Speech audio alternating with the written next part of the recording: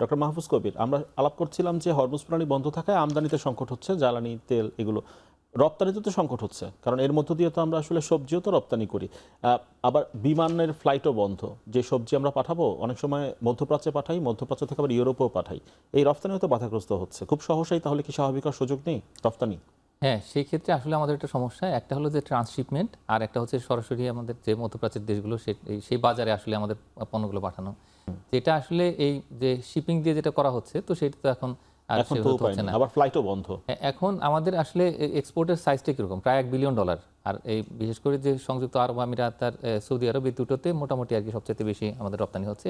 সেখানে তৈরি পোশাক রয়েছে, খাদ্যপণ্য রয়েছে। আমাদের যারা প্রবাসী শ্রমিক তারা তো বাংলাদেশের যে রপ্তানি করা খাদ্যপণ্য সেগুলোর উপর অনেকটা নির্ভর করেন। বাংলাদেশ ব্যাংকের তথ্য বলছে আমরা আসলে আমদানি করি এই হরমুজ প্রণালীর যে পথ নির্ভর, সেখান থেকে $600 কোটি মতো আমদানি, আর রপ্তানি হয় 75 করোড়। এটা জলপথের কথা বললাম, আকাশপথের হিসাবটা আরো বেশি। হ্যাঁ, ওইটা সব মিলিয়ে আর কি, যেটা হচ্ছে যে প্রায় $1 বিলিয়ন মতো আর কি আমাদের রপ্তানি মধ্যপ্রাচ্যের বাজারে। আর আমদানি যেটা করছে আমাদের মূলত আমাদের জ্বালানি পণ্য। তো এখন এই জায়গাতে একটা বড় সমস্যা হচ্ছে, তার কারণ এই যেটা হলো যে এই মধ্যপ্রাচ্যের দেশগুলো তো আসলে মেইনলি আর কি আমাদের যে সংযুক্ত আরব আমিরাত এবং কাতার, এই দুটাই হচ্ছে গ্লোবাল এয়ারলাইন্স হাব। তো এই হাব দিয়ে হচ্ছে আমাদের যারা যেমন যাত্রী যাচ্ছে, একই সঙ্গে কিন্তু আমাদের যে পণ্যগুলো, বিশেষ করে খাদ্যপণ্য সেগুলো যাচ্ছে, মানে এয়ার কার্গো যেগুলো যায়।